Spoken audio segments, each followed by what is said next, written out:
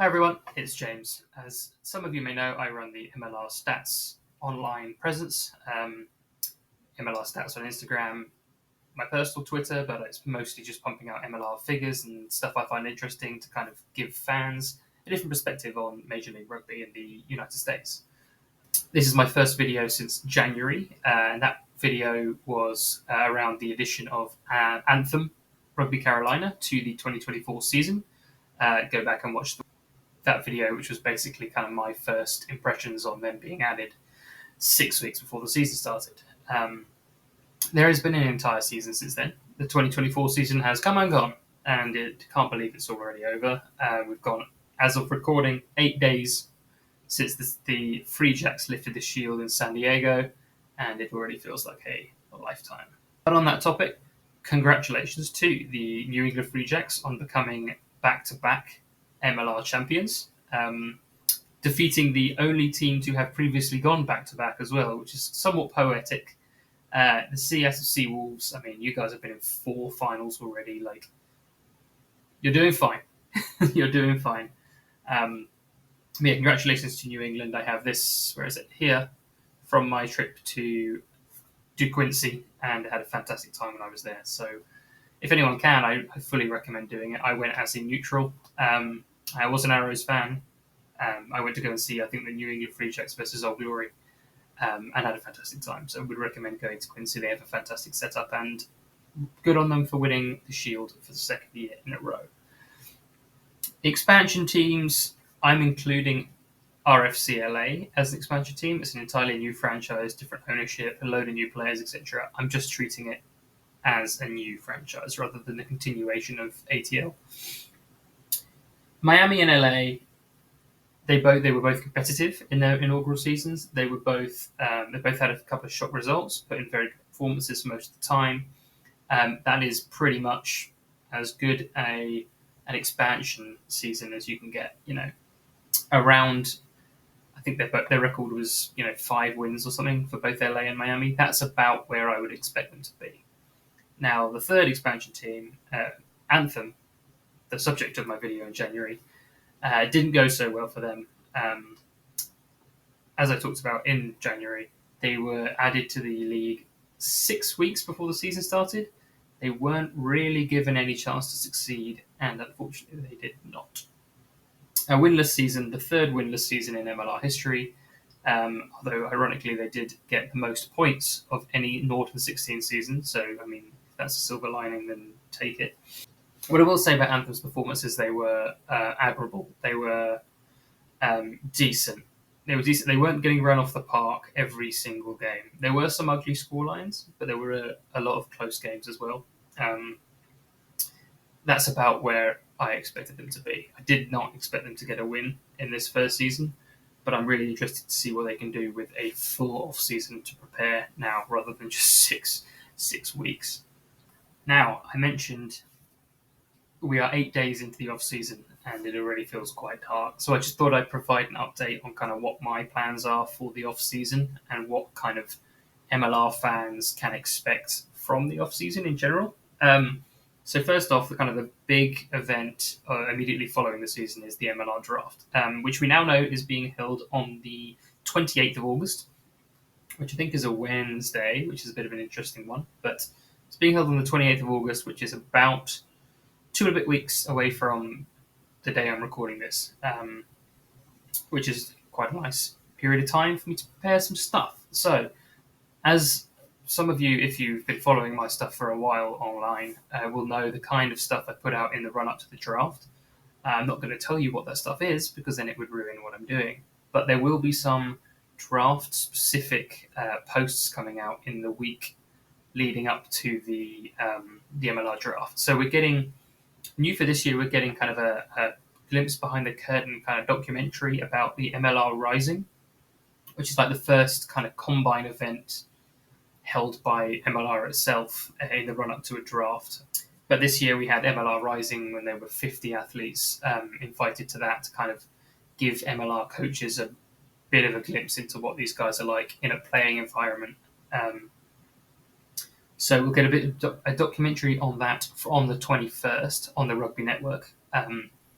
From that, from the 21st to the 28th, I'm going to be posting a few things in the run up to the draft, a few stats posts and all that kind of stuff. And probably immediately following it, I'll post a couple of things on kind of what happened. So keep your eyes out for that. That's the immediate kind of in the next couple of weeks.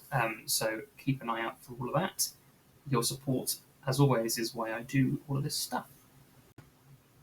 And the final thing on the draft I will say is that I will be joining, at least I hope to be joining, the Rugby Rant on their live draft show. So I will be part of the team for that. As anyone who listens to the Rugby Rant knows, I've been kind of stepping in quite a lot during the season, but I will be appearing on their live draft show on the Wednesday. I think it starts at 7, the coverage on the Rugby Network. So I will be a part of the team, probably joining Rob and Scott on that. I'm very much looking forward to it. And following the draft is kind of when things, if you're an MLR fan, they get a bit dark, unfortunately. From kind of September to pretty much December is typically kind of, we're in the weeds of the off-season, in the darkest part. Not much happens. This is kind of where I need to change my schedule a little bit. So during the season, I typically would post 3 or 4 MLRStats things and big bits of news and stats and graphs and all that stuff a week, 3 or 4 a week during the season. That's still going to continue probably up until the draft and immediately after. But I think probably from September, I'm going to cut that back to around 1 or 2 a week. And that is purely because there's not many stats happening if no games are happening. So I can't really make anything. What I will be doing that people have seemed to really, really enjoy in previous years is I will be doing the weekly player move summaries every single week to keep everyone informed on which players are heading where, and that both includes players coming into MLR teams for the 2025 season, or if I get any news of players leaving MLR teams to pursue opportunities wherever else. Those summaries contain all of that. So as many players leaving or joining MLR teams as I can. Any kind of movement of players from whatever. There'll be a summary of that, and that will be released every Monday on MLR at MLRStats on Instagram, at JamDelay on Twitter, JamDelay. And I'll probably be posting them in the MLR Fan Zone Facebook group as well. But we'll see. Into the off season, some people kind of get bored of that stuff every week. So we'll see if Facebook continues. But if you guys like seeing it there, I'll keep posting it. And those player move summaries will be the main kind of series I'll be doing in the off season, unless I think of anything else at the time. Or I might say, there's a 2-part series coming out, because what I plan to do is the weekly player move summaries every Monday, and then some other time during the week, it might be Saturdays, might be kind of Thursday, Friday, kind of, is just anything else I can find interesting by digging through numbers, basically. So, there'll be stuff like all-time top try scorer lists, all-time top point scorers. I was thinking about maybe doing something about kind of yellow cards, red cards kind of thing. So anything I can kind of have time to...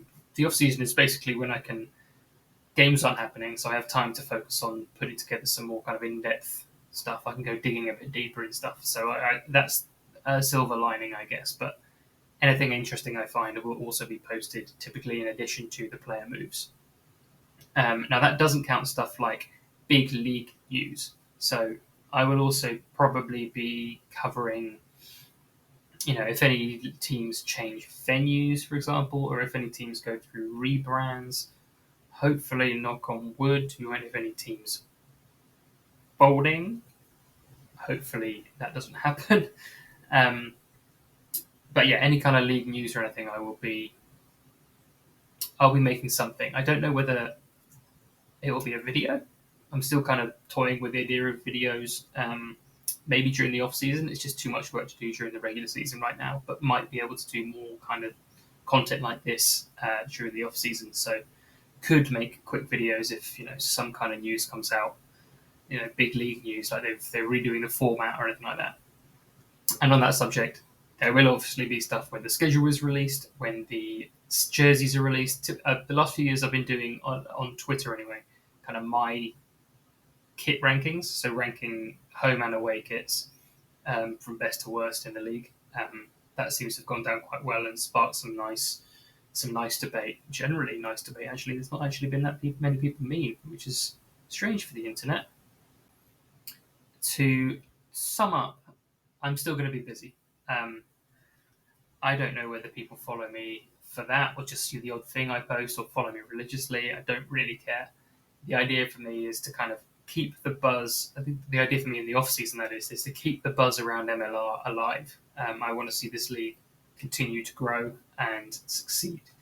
And your support throughout the seasons has been remarkable. Everyone who watches my stuff, likes my stuff, reaches out from both players and fans. Like, that just reinforces that what I'm doing with these stats and figures is valued and is interesting to other people, not just me, a massive numbers nerd. So thank you for that. Thank you for kind of engaging with what I'm doing here, and I really hope to keep it up in the off season and bring you some interesting stuff.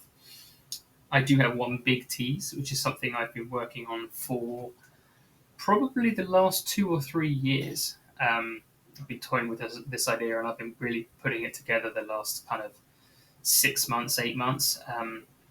It's something I'm hoping to launch in the depths of the off season to give everyone a bit of excitement. And I won't say much about it, but it will hopefully make everything easier to follow stats wise. We'll see about that, but keep your eyes and ears peeled for that. But in the meantime, thank you so much for watching. Again, not really familiar with this video stuff, so I appreciate you sticking this far into the video. Yeah, thank you for your support, and what a great season that was.